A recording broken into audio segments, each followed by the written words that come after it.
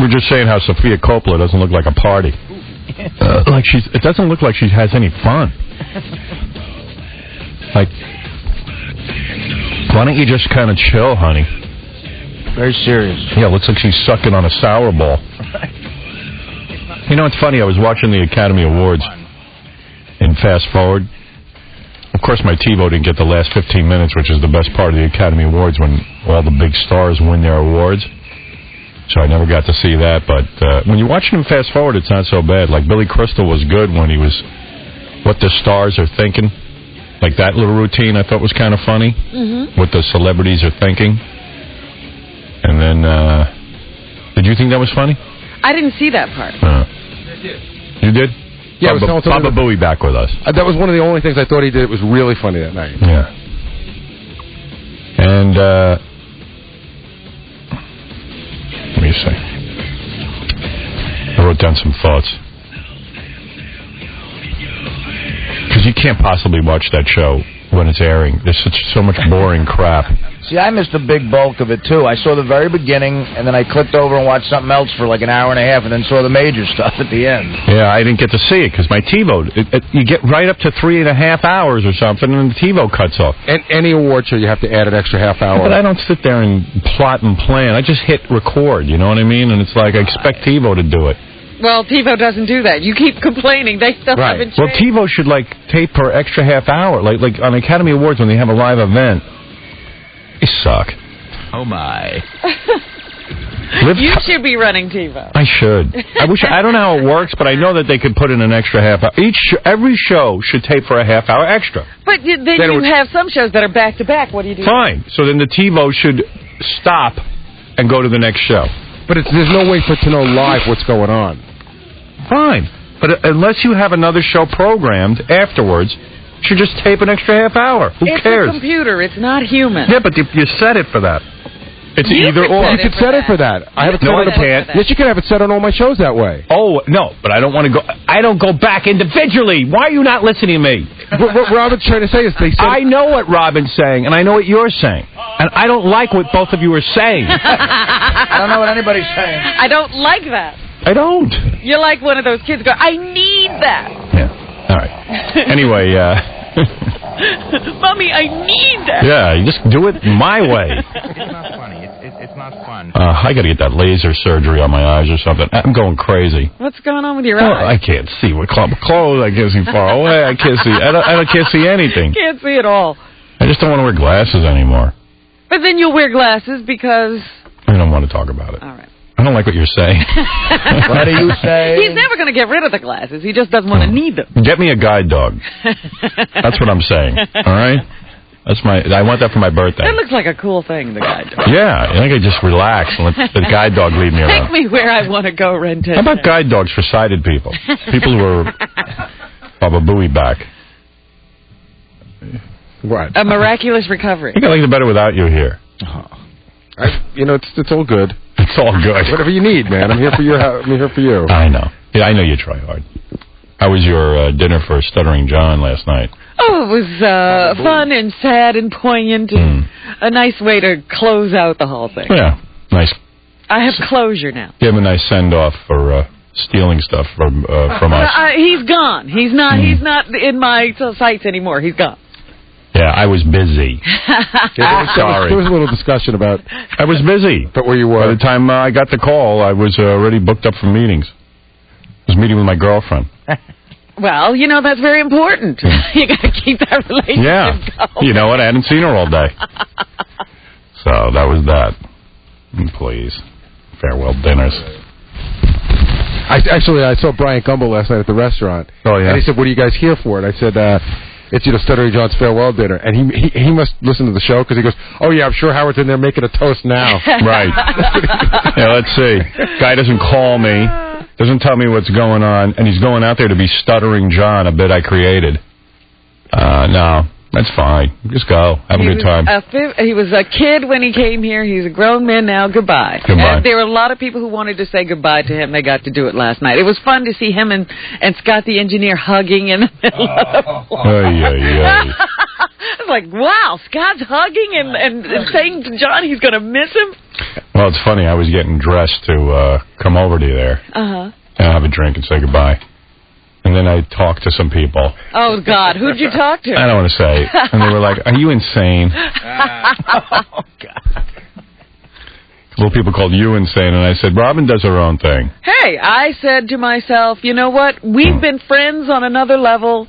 Say goodbye. Right. I was a little surprised, though, that you threw him the dinner because I thought you were a little angry with him. We were yelling at each other 2 minutes before we came into the dinner. Yeah. I said, I'm still yelling at you. Then they were hugging last night. Well, they had a strange relationship. They tongue-kissed her. Oh, please. Again, he made me kiss him on the mouth last night, and I said, all right, now, it was a little peck. I said, this will be a 3-hour makeout session the next time he tells people about it. Right. Was he going to go work for the very cutting-edge Jay Leno, who apparently just doesn't care what he does? No, he's cutting no more edges. Yeah. This is it. The edges are not are off limits to him. No, I understand he has to get right out there to start writing while bits are fresh in his head. Actually, no, he's going out. He's leaving the day after tomorrow to go get fitted for wardrobe. Yeah. What is he going to wear, a suit? He said that he wanted to wear a suit, but they think he'd be better off in a T-shirt and a jacket. John has to get out there immediately for wardrobe. That part I didn't get. And he said he can't wait to see his office. That was the funny thing. He's getting it off. And an assistant. Oh, my God. Boy. Jay's going to all lengths to get something off this show. Oh. Anyway, getting back to the Academy Award, I hope the dinner was a great send-off. I was kind of contemplating going, and Beth really wanted to go, and I said, all of a sudden I snapped too. And I went, well, I'm not going to go sit there and buy into this crap. Look, I said, I'm going to be bigger than all that. These people, they can't defeat me. But I did say goodbye to John Friday night. I had him over to Scores. We had a drink. See, I heard that was even weird. This is reports that I got. From John? No, from somebody else. I heard that John went to say goodbye to you, and you were at the bar. I was talking to a chick. Yeah, and John went to say goodbye. He's like, I gave him a big hug. He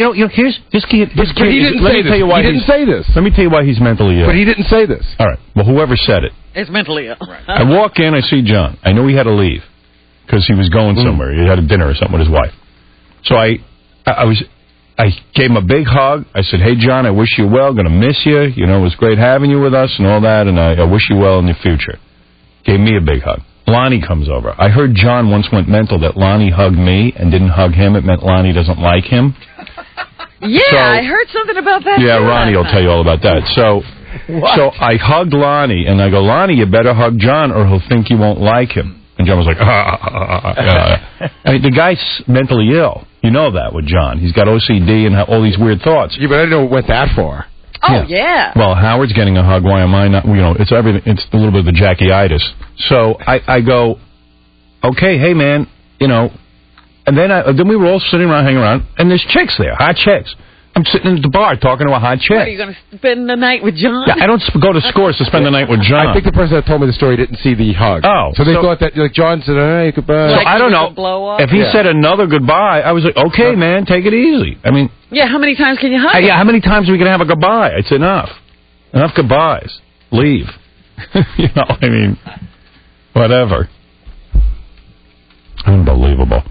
So, that was it. But it was also nice just to have a bunch of people from the show get together. Yeah, that's always good. And it was fun because, you know, whether John had come last night or not, we were going to have that dinner. Yeah. Yeah, well, I heard that he wasn't coming, so I was going to go. But and then there were a handful of people at the dinner that really could care less whether John went or not. Right. There's like people that work at Howard's office that don't even really know John. You know what? I tried so it's great to that you invited them. No, I didn't invite anybody. These were people who said they wanted to get together, and I said, call the people who know John. I don't know how those other people got there. But that's fine. It's nice to see people who work in this organization. Yeah. The food was good. Food was great. We were Where'd you have it? It's called Compass. Yeah. Have you been there? I think maybe. I don't know. Oh. I don't even know. Good. The #1 new restaurant, according to Zagat's. That's what's in the window. But too. Artie's funny. Artie's a funny guy because Artie got there and he had, he couldn't stay late. Artie's got a big day today. He's got to fly to Denver and the whole thing. I know. He wanted to get some rest. So he goes, I'm gonna leave. So the woman said, oh, would you like me to pack up the dinner for you? Because it was on its way. And it was just a weird thing because I know that Artie really wanted the dinner, but he didn't. But taking it packed up is just sort of like that's a bad thing to do. Well, his mom does it for him every day. Yeah, I know, but even for me that would have been. Even for Artie, it seems sort of weird. So he goes, I don't know. So then they brought it out. So well, I'll sit down. Yeah, they actually walked into the room with the dinner, and Artie said, "Oh, maybe I don't have to leave." And he sat down and had dinner. So then after dinner, he wanted to leave, and they go, well, dessert's coming. Artie goes, I gotta go. She goes, let me pack you a bag of cookies. So Artie left with a little bag of cookies. Wow. Artie, you're the man. Yeah.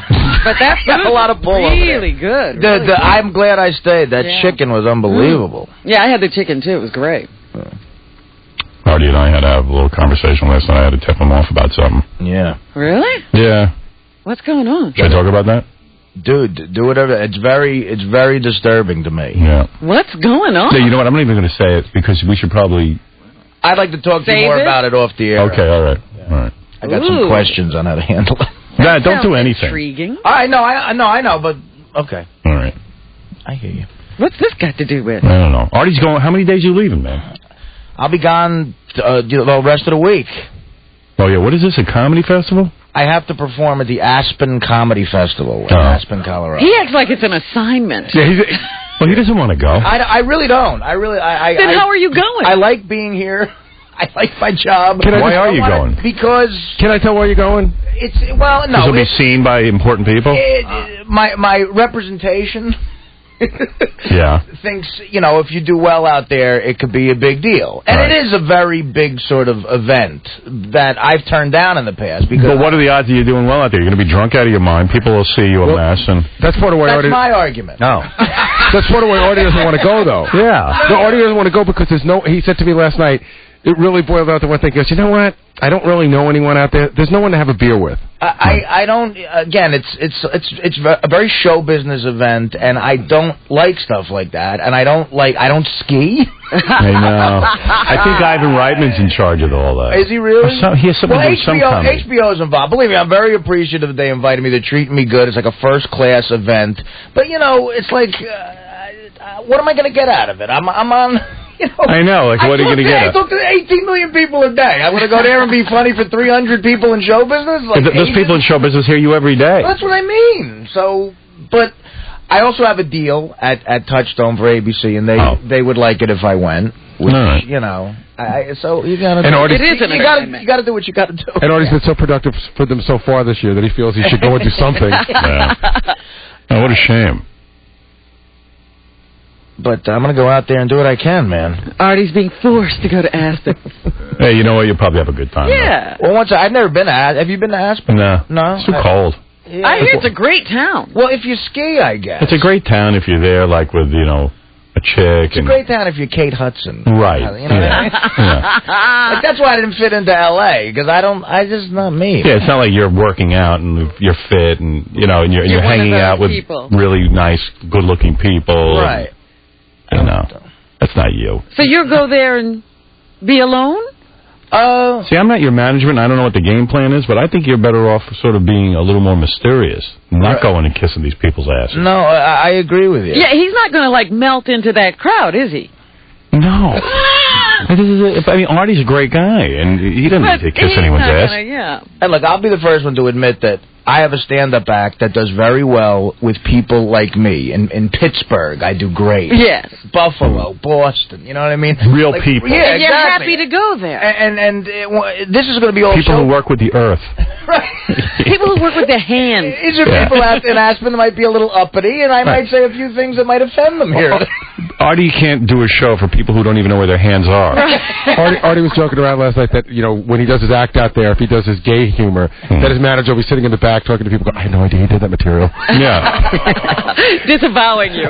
I know. I'll get escorted out of show business. What's your gay material? Is it real rough? No, it's not. I just do a blue collar, dirty, right, comedy club act. That's what I do. Right. And it involves drinking and right.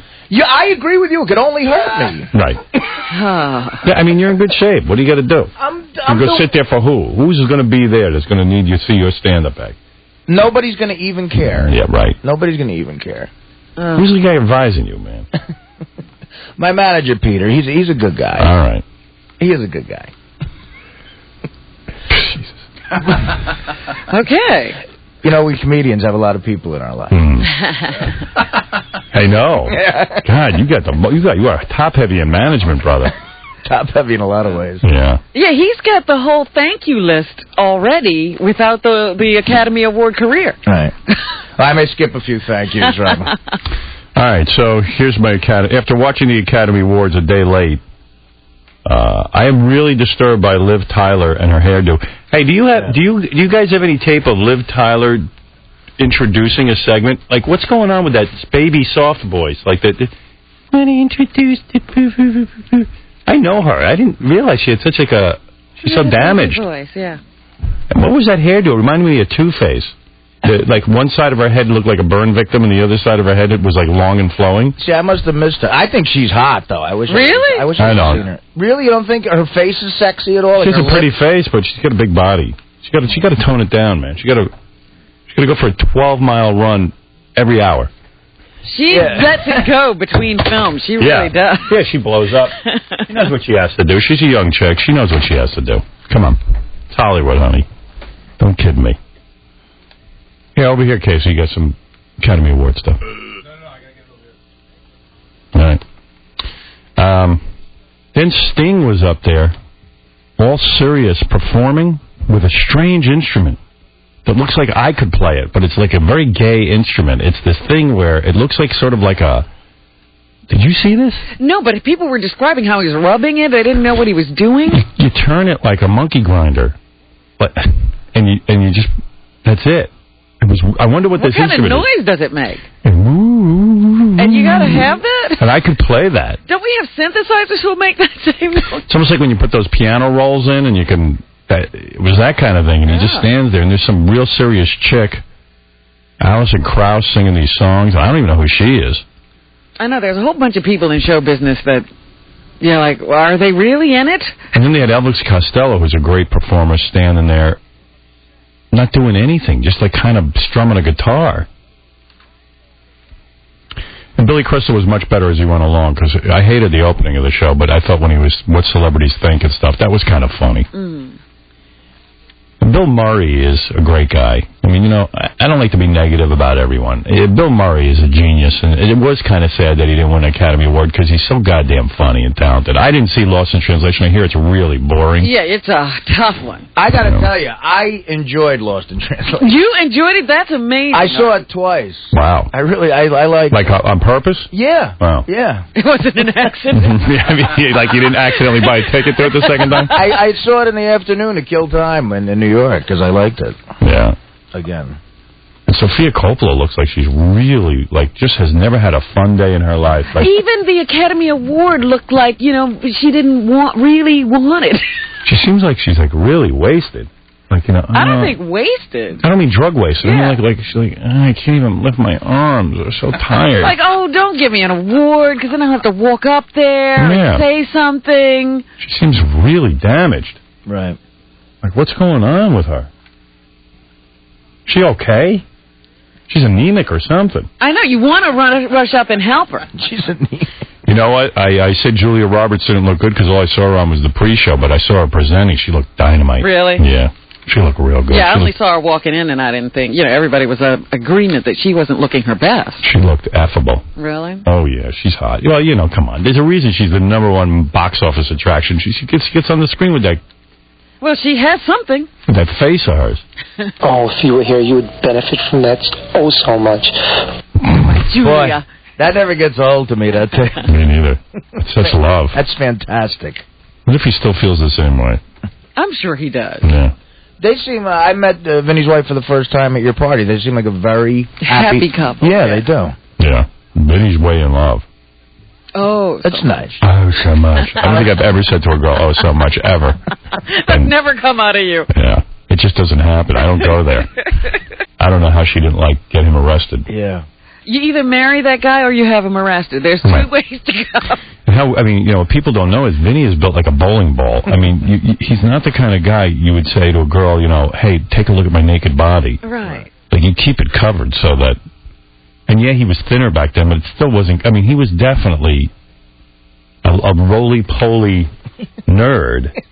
And I mean, where does he come off? Putting himself nude on film so she could see his ass and his body. That takes a lot of. That's a lot of self-love. Yeah. Like, doesn't he know he's not good looking? It's major denial. Yeah. Yeah, he sounds like he is completely unaware of what he looks like. Sounds like his parents told him everything he did was great. I mean, he's showing her everything. Yeah. Look at my ass and my... I actually have to put on some clothes because I'm naked. Look at my ass and my crucial head. What's that, Debbie? Let me show you my big ass. That's my crucial head. Hey, Brian, what's up? Hey, Howard. That instrument Sting was playing is called a hurdy-gurdy. Yeah, I could definitely... You're kidding. What he does is when he cranks that arm there, it'll put tension on some strings that are inside that box, and on the outside it's got a little keyboard.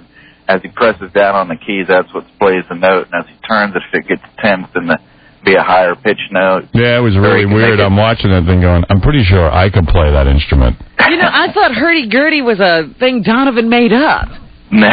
That's an instrument from back in the 1800s, 1900s. I'm not even sure that it was necessary for him to play. I think he just thought it looked a little bit cool to play something a little different out there. Yeah. I didn't think it was that cool. Obviously not necessary. Here's Liv Tyler. She's a weird chick. Good evening. Our first Oscar-nominated song is from the Civil War epic, Cold Mountain. The film is a love story between two people. Wow. Sounds like she was reading a book report. The film is a story between two people. But she's an actress. I mean, doesn't she know how to sort of deliver the lines? Is she really an actress, or is she just some cute girl they threw in front of a camera? Oh. All right, there you go. Torn apart by war during the most violent years of our nation's history. I am pleased to introduce the first of this year's... I guess in Lord of the Rings, does she have any lines? I haven't seen the last two. No, she doesn't have very many at all. Good evening. Good evening. Sounds like she was reading Scott Salem's Son book report on censorship. I'm very pleased to introduce...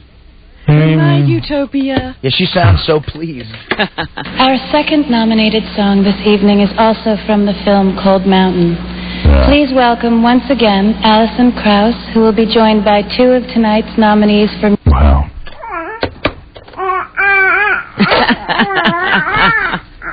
Wow. All right, when we come back, we have a ton of stuff to play for you. We're going to try and catch up with all these tapes. I mean, we are in a madhouse of tape. A sea. A veritable sea. A sea of tape. And we'll try to work our way out of it. And we have so much to talk about, so we're going to try and get to all of it. And I know there's a lot of phone calls, too, and I will get to those. I just got to get a break in. There's a chick on the phone says she knows of a great bar in Aspen for Artie. I want to make sure I get to that. Okay. I don't want the guy totally depressed. We need to set up his itinerary. Look, I'll find the booze. Right. He's got a nose for that. All right, we'll be back right after these words. I had an upsetting conversation with my general manager yesterday. It's not even funny. You mean Tom? Yeah. Oh. Unless you know of a different general manager. Isn't every conversation with Tom upsetting? Well, I don't even know where to begin. I was going over the list of things that they had deleted from the show for the day, and I blew my stack, and I called him up, and I just said, what are you doing? He had hit the button on something so ridiculous. And I said to him, I know you're in a tough position. I know you are in a very bad position. You got to worry about Mel. You got to worry about the company. You got to worry about protecting me. You know. got so many worries at this point, yeah. But I was very honest with him, and I said, you're now hitting the button on things that are, that just shouldn't be censored. It ruins the show. You're overly zealous. And he even said to me, I don't want you to get thrown off the air. I said, I don't want to be thrown off the air either, but here's the point. If the FCC wants to get me off the air, all they have to do is trump up some sentence or take something out of context, and then then Mel will have to fire me. I said, I'm not fine with being fired, but I'm accepting my fate. Fire me. Because that way you guys don't lose your stations. That way, Tom, you don't lose your job. Nobody loses anything. I said, this is getting goddamn ridiculous. And so, who knows? The feeling of paranoia around here is absolutely out of control. And on my part as well, I must tell you, I've seen the tide in this country turning toward the Taliban ever since G.W. Bush got in office. I'm talking about the agenda of the religious right, which does not represent the majority of the people in this country. The majority of the people in this country voted for Al Gore. The majority of the people, even probably who voted for George Bush, don't agree with the right-wing religious agenda of our president's experience with Jesus since he stopped, drinking and driving drunk. He had a whole revelation. And you got to question what somebody sees when they've been drinking all the time. Yeah, he probably was praying to a white elephant. Right. I mean, even with, first of all, Mel Gibson's movie is such a piece of garbage. I haven't seen it yet, and I know it's not fair to cast aspersions. I mean, really. But I'm going by what Robin said, and I'm going by a bunch of other critics, and it turns my stomach to go see it. Because you got to understand, you're wondering, why are people upset with Mel Gibson? Why wouldn't Mel Gibson show up at the Academy Awards? Why was he afraid of being booed? And I'll tell you why, so you understand what's going on. Mel Gibson's movie shows Jesus, the beloved Jesus, being ripped to shreds for 2 hours. And the reason he is being ripped to shreds is the Jews. Now, understand something. Hitler, one of the most successful anti-Semites in the history of this world, who killed 6 million Jews. In Nazi Germany, they used to have things called passion plays. Passion plays would get the people fired up. It would show the Jews owning everything, the Jews lending money, the evil Jews ruining the culture, ruining the gene pool, and they were very subtle, by the way. They weren't bang you over the head, we hate the Jews. It was just the most subtle, hate-filled play that would get the people charged up. And you know what kind of people I'm talking about. I'm talking about sheep. Most people are. So Mel Gibson, who is the son of an anti-Semite, a Holocaust denier, and I am not blaming Mel Gibson's father for this, but you can imagine the household Mel Gibson grew up in. And when Mel Gibson goes on the Tonight Show and Jay Leno sits there and goes, hey, he's treating him with reverence because he just made $117 million. But Mel Gibson has put out a passion play. Now, let me tell you what's going on in Europe right now. There are more incidents than ever in the history of Europe and the world of anti-Semitism, where people are just taking Jews and either scrolling graffiti on them, on their temples, attacking them. We know what's going on in Israel.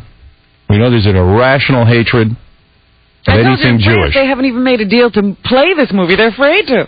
And rightly so. France is now a hotbed of anti-Semitism. You have no idea what's going on in Europe. This movie will be distributed all over Europe. And this movie will, like the passion plays of Hitler, fan the flames of anti-Semitism. It's much bigger than a passion play. Big. Movies are bigger than passion plays. Movies are powerful. And that is why people hate Mel Gibson.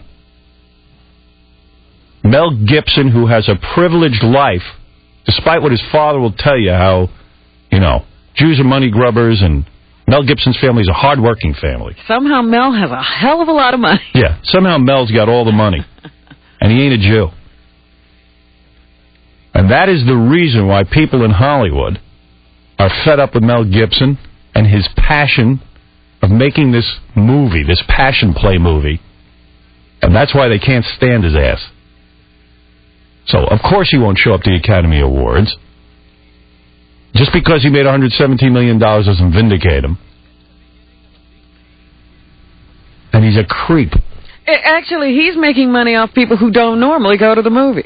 And Jay Leno is a creep who sits there and interviews him for 3 segments and can't even bring up the charges of anti-Semitism. I understand people are upset with you in some way. What was that about? Jay doesn't know anything. Yeah, he reads the paper for his monologue, but he doesn't read the paper after that. Yeah, he's busy going on dates with Stutter and John for ice cream. But you know how he's like, it was in the paper. Yeah. Mel Gibson, he doesn't know what the fuss is about. No, he goes, heard some charges and things, but... what do people say? What's the master settings there? I didn't read the review. That was at Haagen-Dazs with John. Yeah, I mean, and Jay's the most, he's doing his political commentary during his monologue, but then when it comes to interviewing somebody, he doesn't know crap. Right.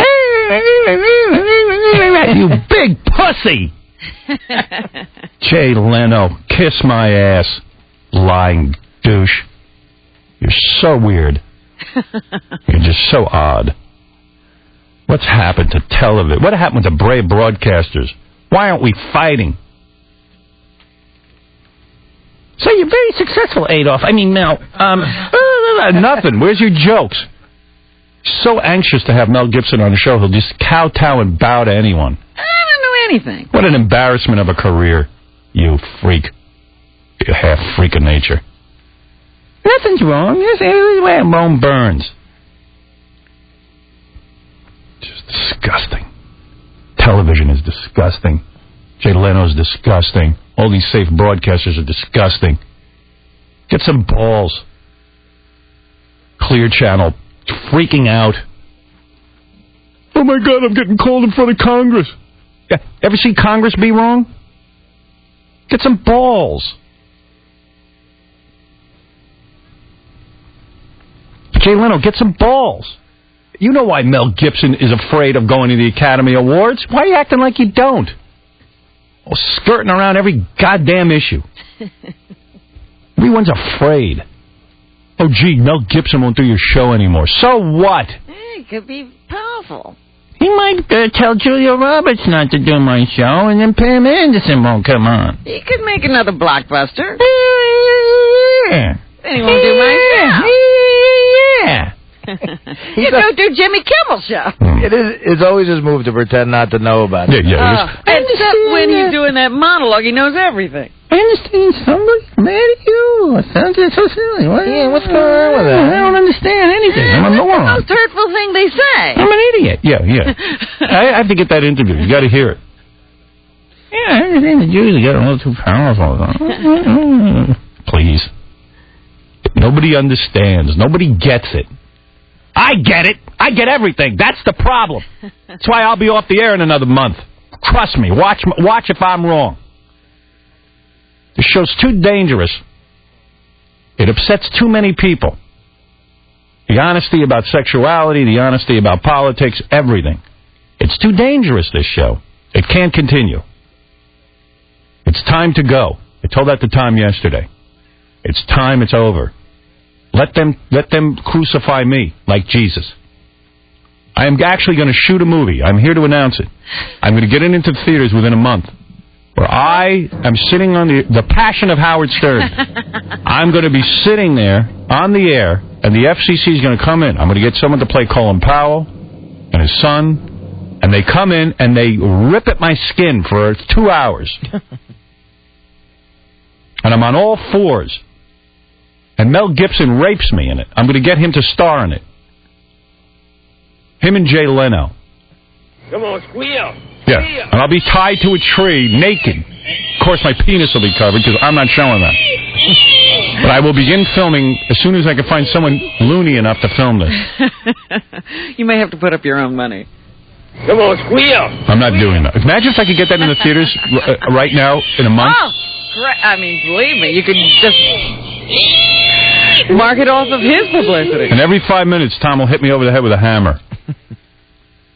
I'm just trying to do the right thing. I'm just trying to do the right thing. Which way do we go? Which way do we go? Well, I was like, all right, we're retreating right into the sea. I said, when do you stop retreating? We're running out of ground. Yeah. All right, let's go talk to our fans before we are ripped away from you forever. Ken, you're on the air. These are the last Howard, conversations that's some of the most patriotic speech I've heard in a long time. Thank you. I'm sitting here in Florida, cut off by the Clear Channel Thought Police, and it's FCC, Friends of Clear Channel. They're still screwing with you down here. I've been taping them because we've been putting up on one of the news groups a list of advertisers to write to and to talk to, because this is about the trampling of constitutionally protected free speech. And when you came back on fire from vacation, my friend, that's when they got you 3 days later. Yep. This has nothing to do with it. This is about you finally grabbing hold of what's wrong. This is about the election. This is about taking you off in Florida, which is a swing state, which is called Roads Ground Zero. This is about Jeb Bush The Mays family of Clear Channel go back decades to the Bush family. Google it away. You'll find it all. These aren't lies. I know. I made the mistake of coming out against George W. Bush and what's going on in this country. I'm telling you, it's all tied into that. Clear Channel pumps tons of money into the Bush campaign. I know what's going on here. You're not even... I'm telling you, I've been told not to talk about a certain congresswoman. I've been warned. Mm-hmm. I was going to play a phony phone call. I can't even because it mentions her. I tell you something. I'm not looking to screw up anything for Viacom or Infinity or anyone, but it's getting crazy, Yeah, man. but when you're afraid to, talk about the political leaders, you've got to ask yourself, what kind of a country have we become? G.W. Bush now is going to be all encouraged with the $117 million Mel Gibson made off his movie. Oh, he's going to think this is a He'll clear... probably be campaigning with him. Yeah. He's going to be a clear sign. I got this tape I want you to hear because we have been taping their advertisers to contact what's going on. And they're still screwing with you here, using sound bites of you and Robin in a commercial to kind of tease you. On the Miami station? On the Miami station. I got the tape right here. But can I ask you first, can you keep me on hold for a little while afterwards so I can hear a little bit more? Well, I'll tell you what. I'll tell you how even crazier this gets. So, my agent Don has been waiting for a call back from Clear Channel, from the guy you saw testify in Congress, to find out, well, what is going on here? Right. You're in breach of the contract. You weren't allowed to do all of this. I have the legal right to go to another radio station in those markets, and they still have to pay me. I mean, I have a great contract there. So where's the phone call? What are you guys doing? What are your intentions? What are we doing? So they don't call Don back. They call back Joel Hollander. Which is fine, because they'd rather deal with Joel. Joel's a good guy, but Joel doesn't know what's going on with me. Yeah, but Joel didn't make the call. Why? How's that a callback? Exactly. That's who they called. So Joel said, call Don. They still haven't. They're afraid to make the phone call. They're just afraid all over the place. All over the place. Well, why can't they put you on in the Viacom stations in Palm Beach and some of the... Maybe they could. I could talk to Mel about that. But I can't talk to anybody till I know what these guys are doing. They're in breach of the contract. It's over. You know that guy that guy you had on that interviewed Mel Gibson's father, he worked for a brokered radio station. For $200 an hour, they could buy you local time down here. Yeah, well, that's not the point. The point is, if your company was really backing you, they'd do it. So for their listeners... My company is back. Let me tell you something. Don't knock this company. They got a lot more balls than Clear Channel. Well, I agree with that. I mean, Fear Channel. Yeah, friends of Clear Channel. Can I play you this tape? Yeah. With you and Robin in here? Okay, here goes. Well, play it already. You keep talking about it. Here we go. San Antonio, Texas, to the world headquarters of Clear Channel Worldwide to listen in on the discussion of the Howard Stern suspension issue. Let's listen in. Let's call this meeting to order, the Howard Stern suspension. What are we going to do here, gang? I don't know. I don't know. I don't know. I don't know. Yeah, I don't know. I don't know. All right, it's settled then. We're all in agreement. Stay tuned to Big 106 as we continue to not know what's going on with Howard Stern suspension. Oh, my goodness. Well, I'll tell you what.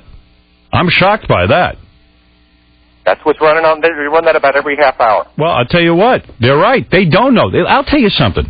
The general managers at all the stations we work for at Clear Channel are completely upset by this. They don't feel that Clear Channel did the right thing. They can't say anything, but I've heard from every one of them. But it's also business-wise. What are they supposed to do with the things they've sold already? They're getting killed. They sold the Howard Stern show. Yeah, but they're getting killed. Do you know that? What did I read? Clear Channel stock went down 20% or something? I called a couple of their advertisers saying they should be demanding rebates and not running. Well, let me tell you something. The general managers who work for these stations are furious with their own company. First of all, they see how ridiculous it is. The company runs my show in some of these markets. I've been a partner with Clear Channel for 10 years, and then 2 days before the guy has to testify for Congress, he wakes up and goes, okay, you're off. I don't like the show. But, I mean, if you didn't like the show, why'd you just renew me in every one of these markets? They just renewed me. They had to re-up several times probably in 10 years. They owe tons of money on the contracts they signed. You've got to be kidding me. It's all about Bush. It's all about the election. And it's all about Janet Jackson's boob and the Christ Passion. And if it wasn't, I wouldn't pay 10 cents to go see the Christ Passion. It's bull. These religious nuts are using it like they're going to the Holy Land. It's an education. Yeah, they're getting an education from Mel Gibson.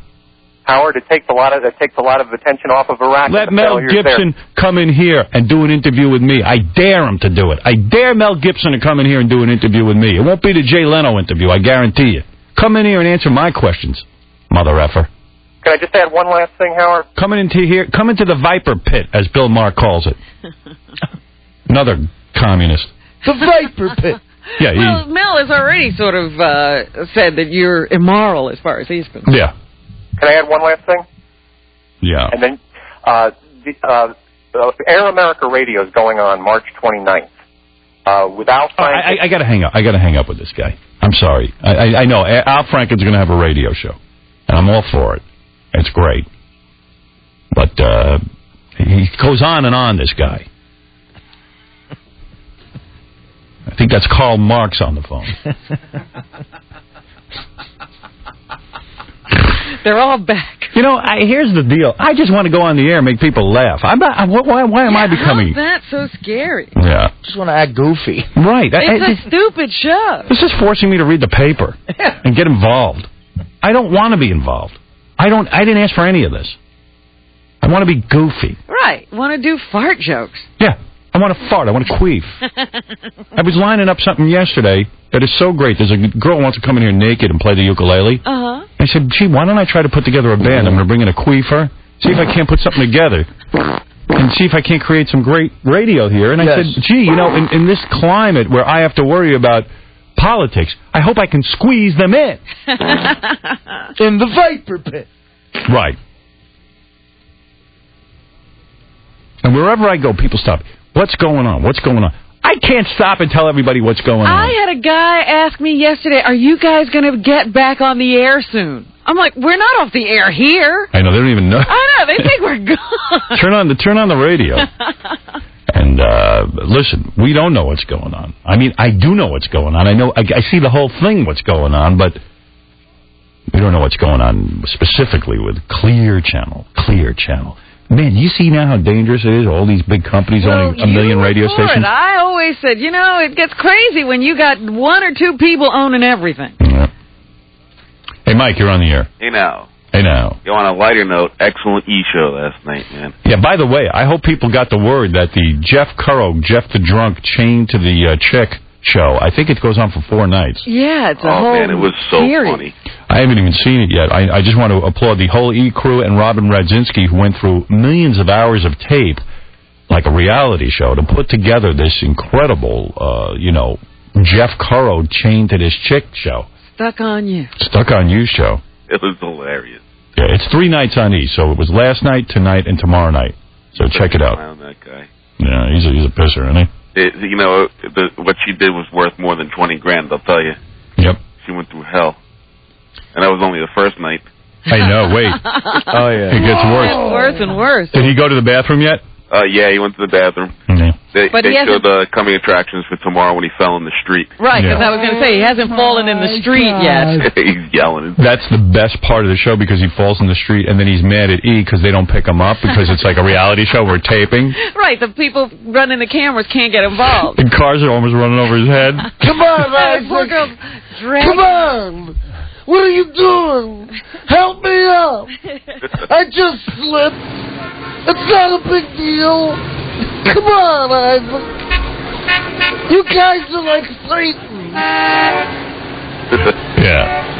And you remember, Isaac broke down during the whole taping. Yeah, Isaac. Take him off the job. Isaac broke down. He said, I can't cover Jeff Curro anymore. The girl didn't break down. Isaac broke down. Oh, did they show the part again? I don't know what they've showed yet, but where the bartender's squirting them? Yeah, we didn't get to that yet, because that's the last night. That's amazing. Yeah. So you got to check out the E! Channel. It's really good television. That's tonight at 11 o'clock. Even if you missed the first episode, I think you'll be okay. There you go. Tonight on E! Day 2 of the Stuck on You contest. Shut up! This is the episode where Jeff lands in the middle of the street, and poor Jenny is attached at the wrist. And he breaks. Tonight is when he completely breaks our cameraman Isaac, who says, I can't do it anymore. Jeff berated him and spit on him, and that was it. He said, I'm out. I spit on you, mother effer. You little bitch. Right. Okay, the question that I wanted to ask you is, so when are you just going to say, forget it to radio, and pick one? Are you going to go to Sirius or XM satellite radio? Could you imagine what you're going to do? Talk about stocks. You're going to make those company stocks go crazy with all your listeners. I have 2 more years left on my contract here, which I will certainly You try to work out. work out. I don't believe I will make it, not because I believe I will be fired, not because they want to, but because they're going to have to. Right, but then if they fire you, doesn't that release you from your contract? That would release me from the contract, and then they would pay me, I guess, for 2 years. Much like the Clear Channel people have to pay. John Hine from Jump the Shark is here. He wants to... what the hell he's talking about. Sweeps. He's going to tell us what's good in the sweeps. Which sweeps? I don't know. I don't know. Rating sweeps? Rating sweeps. But the sweeps are over. February's TV sweeps. Oh, he's going to tell us what happened during the sweeps? He's going to tell us what... I don't know. What are you going to tell us, John? Really, what are you doing here? No offense, I love you, but I have no clue why you're here. What's going on, pal? What's the problem? How you doing, John? Good. What, we're talking about February sweeps? February sweeps. Just ended. Just ended. What are we going to say about it? I forget. He just wanted to tell you they were over. Yeah, that's it. Okay. Thanks. I'm happy to see you, though. Stay around. JumpTheShark.com is one of my favorite websites. It's over. By the way, Jump the Shark paperback edition available in stores now. Ooh. Look at you. Yeah. Good for you, pal. Thank you. John had a funny thought. He goes, John, a couple of years ago, or maybe a year ago, got into business with Vinny. Yes. And they produced a TV show together based on Jump the Shark. I guess it didn't sell, but... A game show, yeah. Yeah, but they gave it a shot.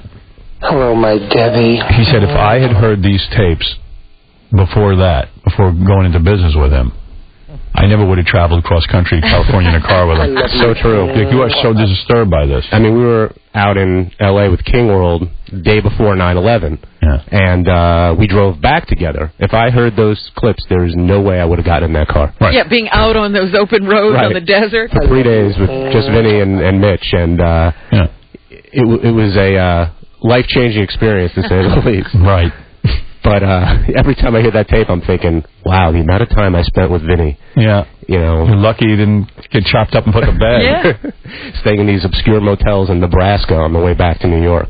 All right, so what do you say? What happened in February sweeps that I should know? Well, I think there's some interesting issues going on with American Idol right now. All right, go ahead. Really popular, obviously, but it seems to me there's hardly any talent this season. That's true. And they're depending more on the bad performances to carry the show, like the special last night. They need that to carry the contest, I think, so far. Plus, Paula and Randy, I guess the show's gotten into their heads. They think they're the greatest thing since music started itself. When you look back at their careers and what this show did to their careers, I want to hear Simon talk. Now, why does Paula cut off Simon every time he begins to talk? It is annoying. Isn't it? I want to just take her and bash her head into the wall. I mean, it's amazing how quickly she forgot about her recording career and what happened, and Randy Jack, I mean, he's just there, I don't even know what he's doing, critiquing these people anymore. And if the talent isn't Don't you think he looks odd, thinner now? I thought he looked better fat. I did too. Yeah. He's beady-eyed now. His eyes are like bugging out. I think he looks feminine. But you see them sitting there, and they critique, and they give their 2 cents. And over the past couple seasons, what they say usually follows through to the show. Now you've got these people who clearly have less talent than the less talented people getting through, and they're getting through. Right. So I don't know what it's going to build to. I don't know. And again, I guess there's one more week in the semifinals. But the show is doing well in the ratings. The numbers are great. I mean, the numbers are... But you feel it's Jump the Shark? I think it jumped the shark when people started talking back to Simon. And the other show, which we've talked about before, of course, is Friends. I mean, that's just dragging its way to the end. Is that what people are saying on your website? Yeah, I mean... It's horrible. It's horrible. The last couple episodes, horrible. It's time for it to go. I mean, the Phoebe wedding was a disaster, and I mean, the Dakota Fanning storyline last week, and NBC's hyping it as the greatest sitcom of all time coming to an end, and that drives me crazy because, one, I don't think it's the greatest sitcom of all time, but two... at least go to the finish line with some good stuff, How did ABC do with Super Millionaire with Regis? Millionaire did okay, numbers-wise. What did you think of Super Millionaire?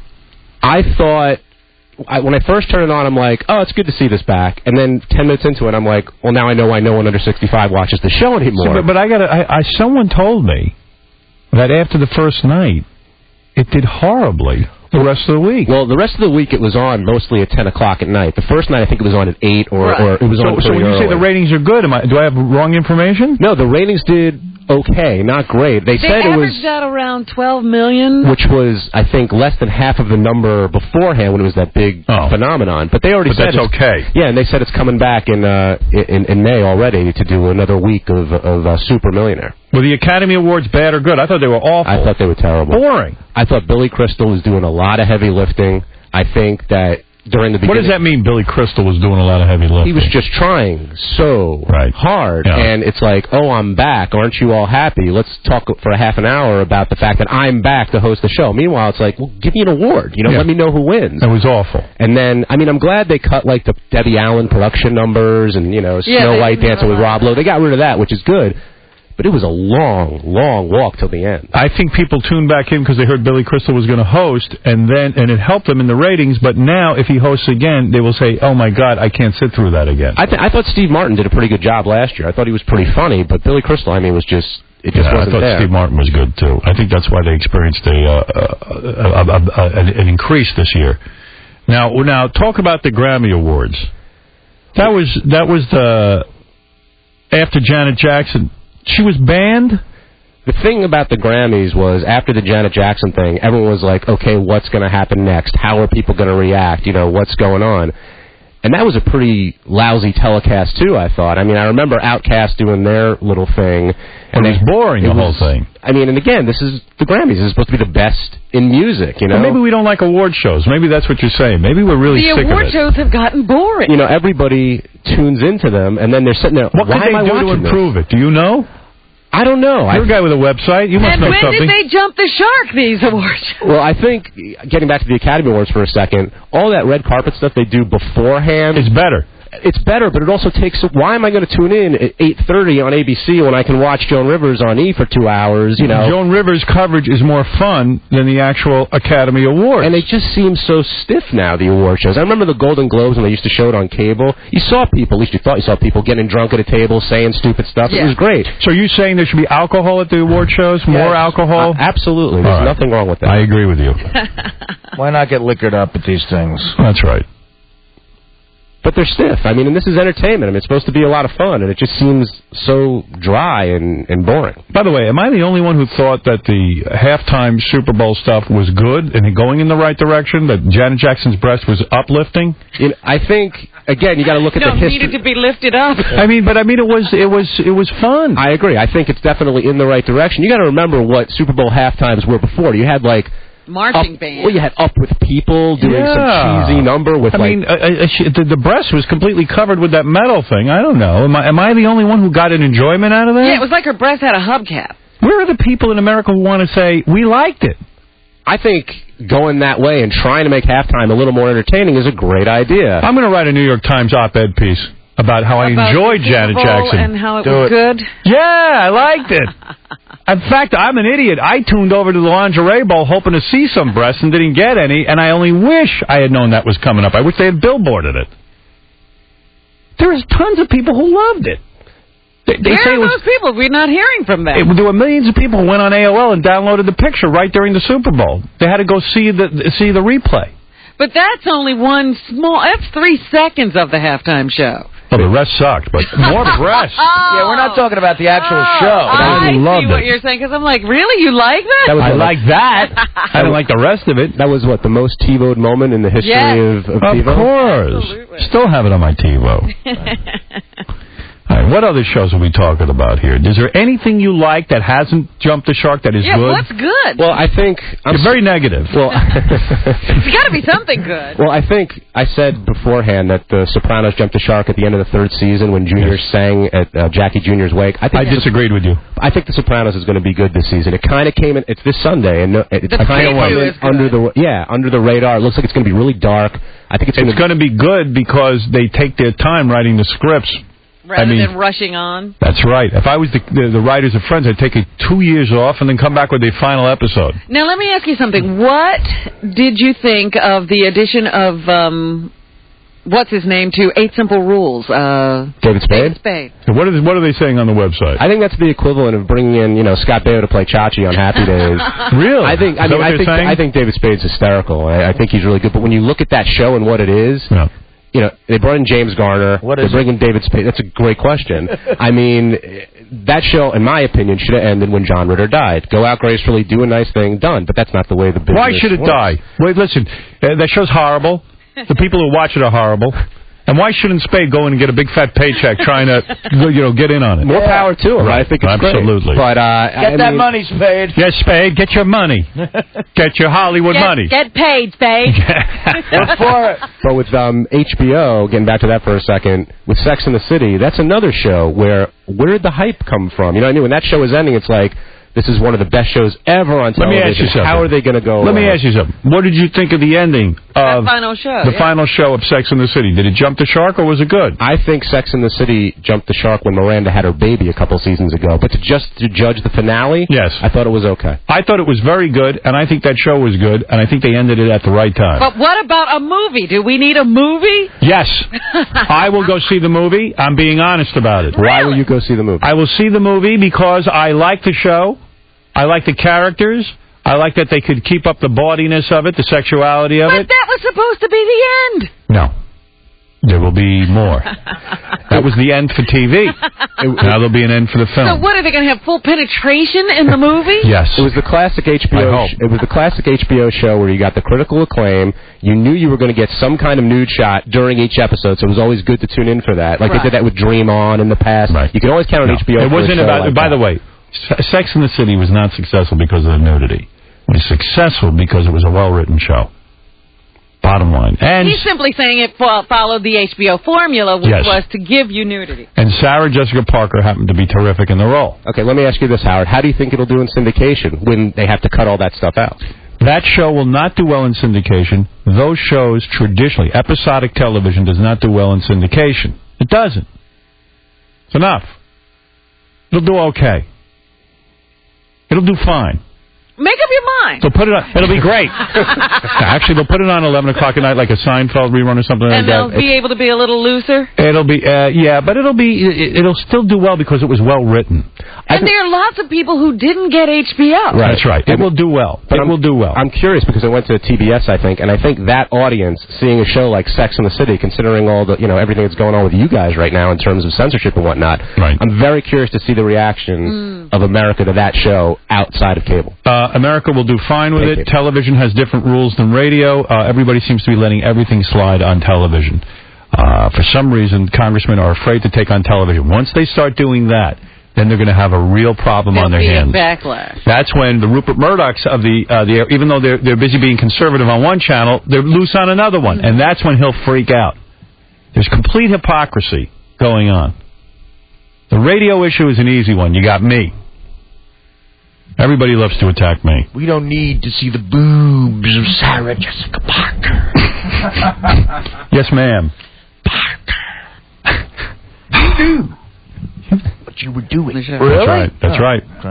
I never watched it. Is Whoopi still on the air? Yeah. Yes.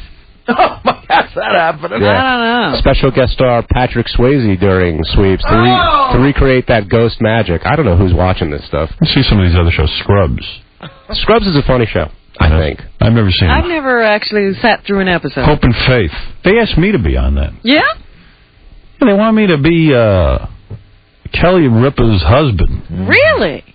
For an episode. Ex-husband. You could be written in on a regular basis if that works out. Oh, who the hell would want to be that? They've had Regis. They've had Kathy Lee, special guest star. They had Roger Clemens, special guest star. Really? I'll tell you what. If they wrote an episode where not only am I her ex-husband, but I'm in bed with that hot little bitch, and I get to rub her naked body against mine, I might consider it. I was going to say, aren't you two still having sex even though you're exes?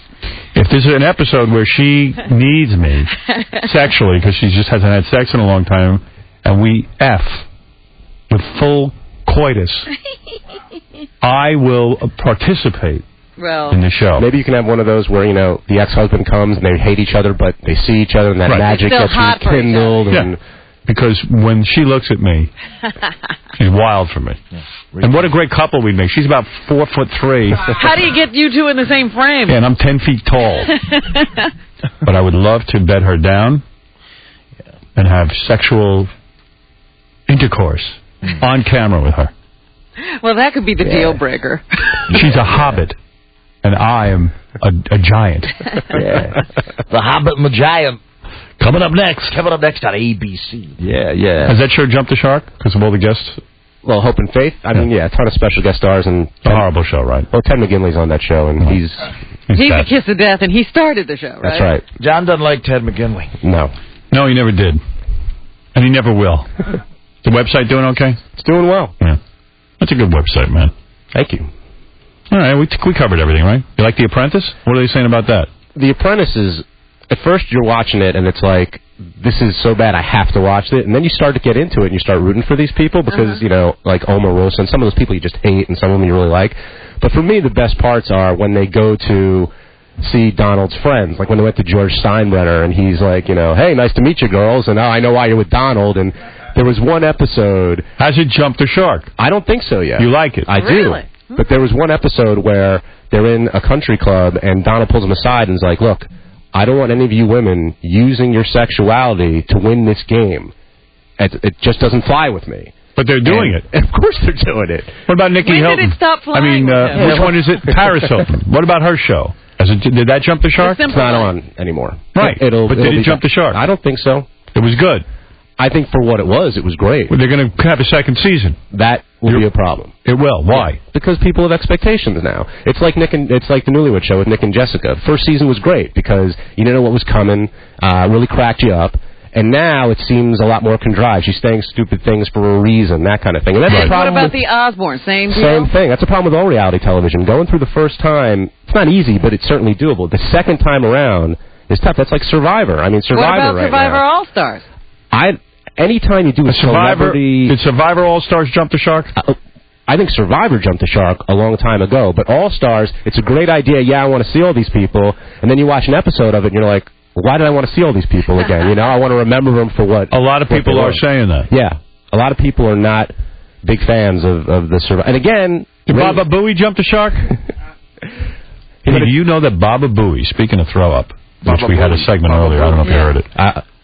Baba Booey, did you hear this? He did an appearance. Where did you do your appearance this weekend? Chicago. Baba Booey goes to Chicago to appear. How did the appearance go? Everything went great. Great. Except for, I was in a car accident, but that was quick. Wow. You weren't driving, were you? No. I was in a car for 20 seconds. So what happened to your teeth? Yeah. Because I guess you went through the windshield. No, it didn't. but I did 2 appearances in Chicago. It went great. Went to sleep on Saturday. Where'd you appear? One was the grand opening of a Crunch Fitness, and one of them was a Kia car dealership. And people showed up to see you? Yeah. Really? Yeah. Like 3? Not that many at Crunch, a few more at the car dealership. How many, 10? I can't remember. It might have been 50. Oh, wow, that's 50 more than I thought would show up. Yeah, who was showing up before the Baba Booey there? It was an hour outside of the city of Chicago. What's your point? It was far away. When I was going there... None of our 7 million listeners showed up? And by the way, you know what? I walked down Michigan Avenue, which is the big strip in Chicago, and I can't tell you how many people stopped me to ask when we would be back on the radio. And I'm like, we're on the radio. We're on the radio, for Christ's sake. Everyone, even in New York, they think we're gone. I had somebody ask me that same question last night. Wow. My wife called me on Friday. She wanted to know if we were fired. But I told her everything that was going on, and then at school, some people go, hey, I heard your husband was fired. Right. Yeah, it's weird. Nobody seems to understand what's going on. I know. But anyway, so I did my stuff at Chicago. Saturday night's fine. I get up for my flight on Sunday morning. I go to the airport, and when I get to the airport, I'm starting to feel funny. My stomach's sort of churning. He felt really sick. Yeah. So he gets on the plane. He's going from both sides. He has to vomit and make duty. Oh, no. And you're on the plane? And I'm on the plane. And he vomited 3 times on the plane in the bathroom and duty. Barfy. Could there be a bigger nightmare than that? That's hard. The only thing that saved me is I was in coach, and I can't remember the guy's name, but he recognized me from United Airlines, and he bumped me up to first class. If I would have been in coach, I would have absolutely vomited on passengers. Because I actually looked in my thing, and there was no bag. You know, I Wow. was looking for the bag. I knew it was coming. Oh, man. That's bad. Was your underwear messy and everything? It's got to be. You know, again, I know your ass must have been raw. You know what? It's a new environment, so I'm going to keep this as clean as possible. I will tell you that. Don't sicken me with keeping it clean as possible, Mr. Environment. It was a bad scene on the plane. Yeah. When I came back out of the bathroom, I realized that I had vomited all over my pants. But it was too late because it wasn't like horrible, but you could see there was spackle on my pants, right? Wow. So I was hoping nobody noticed that. My underwear was in bad shape. Wow. Then I got home. And What did you do with your underwear when you got home? Everything goes right in the wash. Then Who does that? Your wife or you just do she it? did it. She did it. Then the whole day. You told her I made in my pants and you need to wash my underwear? Said, listen, this is a bad stuff. She had this virus. Why did you just throw them out? She had this virus a month ago, so she knows what's going on. But then did she look in your underpants? No. You threw it in. Who took the underwear and put it in the she probably didn't look, but she's the one who washed it. Wow. But then that night... What are you putting in that wash that's going to make that all go away? Is underwear that important to you that you just don't throw it in the garbage? Like you're putting other things in there all No. mix around with it. I know. I wouldn't want my wife to see that. It was only the barf pants and the underwear, and then this is really bad. You ready for this? And then I had to put the sheets in because at night while I was asleep something happened. You went to the bathroom in the bed? I mean, it wasn't yeah, okay. Wow, I never heard of that. Goodness. You know how when you're sick and you think that there's air You're coming like an out? adult infant. I needed a diaper, and you're right about me being raw. I actually was looking for Bombix. Wow. I'm getting sick. Can Jeff Levy come back in here? Wow. It was the worst flight I've ever been on in my life. I mean, I got up 8 times. The stewardess is looking at me like I'm crazy. The guy sitting next to me is looking at me like I'm crazy.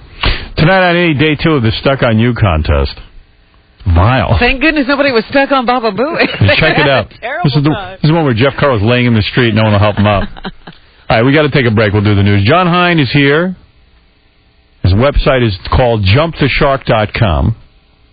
Jump the Shark paperback edition available in stores now. What do you want to do? You want to hang out or you want to... Sure. You do? Are there no dramas we're interested in anymore? We only asked about sitcoms and reality shows.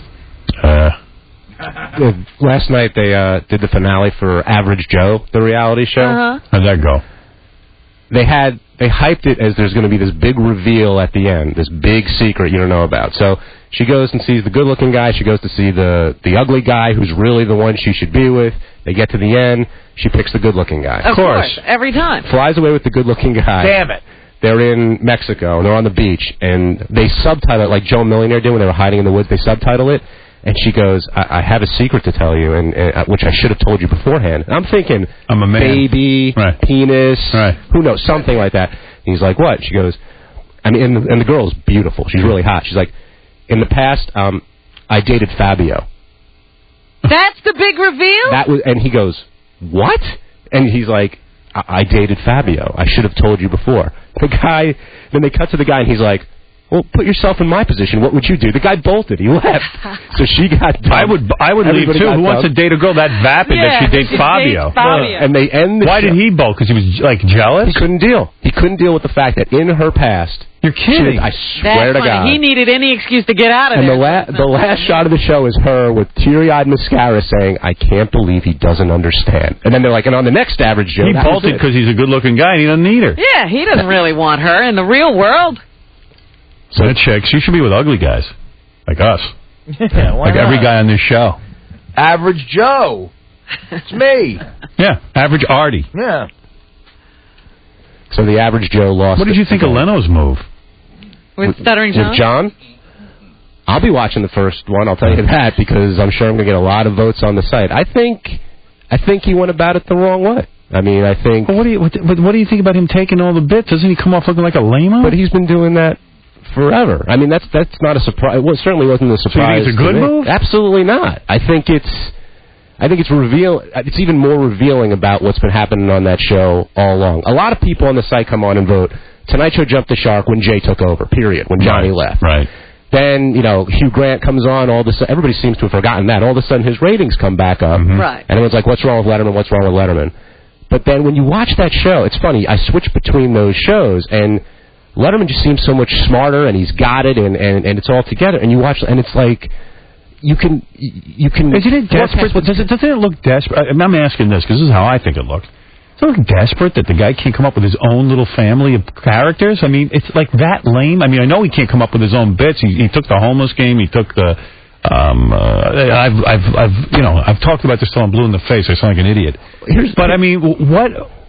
Like, when did you have your own, cast of guys that are sort of organic to your show, your intern staff or something? Well, here's what I think. I think you take Howard Stern's loony, isn't it like you've taken bits, now you're taking his loony? Well, he's like, what can we do different? What can we do to spice it up? We need a younger audience. How can we get a younger audience? Kimmel's on, he's got a younger male audience. How can we do it?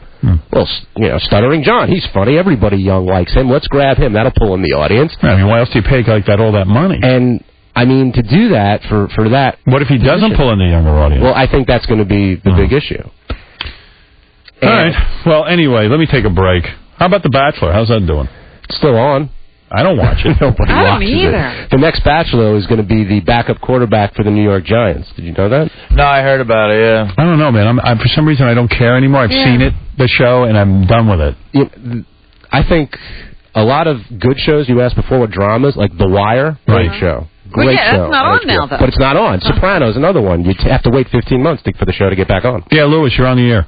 Yeah, I just want to know if this whole Clear Channel thing has affected your deal with ABC. No, in fact, the day this broke, I had a meeting with ABC, President ABC. And, you were trying to dodge the reporters so you could have your meeting. Had my meeting over at my agent's office. No, not at all. Not at all. Well, that's a good thing. I mean, you could always use that as like your platform for, maybe like you want a serious platform to discuss this whole censorship thing. That could be good for you. Yeah, well, it's an interview program. I don't know. Oh, maybe you should interview the FCC president. Oh, see, that's a good idea. Yeah. Gee, maybe I can have President Bush on, too. All right. We're going to come back right after these words. Go to jumptheshark.com or get the paperback, Jump the Shark, available in your bookstores. Now, and let me just tell Artie that Mark Tinker called Gary and said, you better be careful in Aspen because when you drink in Aspen, I've heard about that. It's high altitude. Yeah, I heard about that. You concerned? No. I said Artie will be able to beat that. Yeah, no, I'm going to drink right through it. You're going to drink the way you normally drink. You're not even going to pay attention to the high altitude. But couldn't that, kill you? Supposedly it could. Yeah, you heard that? Right. Well, I'm going to see how I feel. I was going to say, you're going to drink to how you feel, not just try to drink what you normally would. Put it this way. Right now, it's in my itinerary to drink. Oh, okay. Okay. And if I'm real lightheaded, maybe that'll change. John Edwards, President of the United States. Oh, well. A trial lawyer. I mean, he does have he has an interesting story. The unfortunate part of the story is he grew up to be a lawyer. An ambulance chief. Yeah, I mean, more or less. I can't stomach some of these ambulance chases, and I can't imagine him being the president. So let's go with Kerry. Story. I might end up voting for Ralph Nader, actually. Tell you the truth, I want to hear what he's got to say, because I don't see Kerry jumping on There's a question as to whether Ralph Nader has the time to get on every ballot in all 50 states. I'm thinking of running, but I don't know if I have the time to get on the ballot. Well, you're starting even later than him. Yeah. I mean, my organization... You pulled nothing together yet. Yeah, we haven't even started a website. I think you can make it time. Where I can raise funds. You can That's the part I like. I want to raise funds. You just want to be a fundraiser. Yeah, Howard Dean had like $24 million. We could raise a lot of money. Well, they say that Howard Dean is now hoping that some of his supporters will now help him pay off the debt. He's still overspent. I want to run for president, start a website, get like $24 million, and buy like a really expensive house in the Hamptons with it. Make my campaign headquarters. Yeah, I'm being honest about it. That's what I want to do. A compound, if you compound, where I can hole up and think up great ideas for the country. There you go. The think tank is in the compound. What is President Stern doing? He's thinking.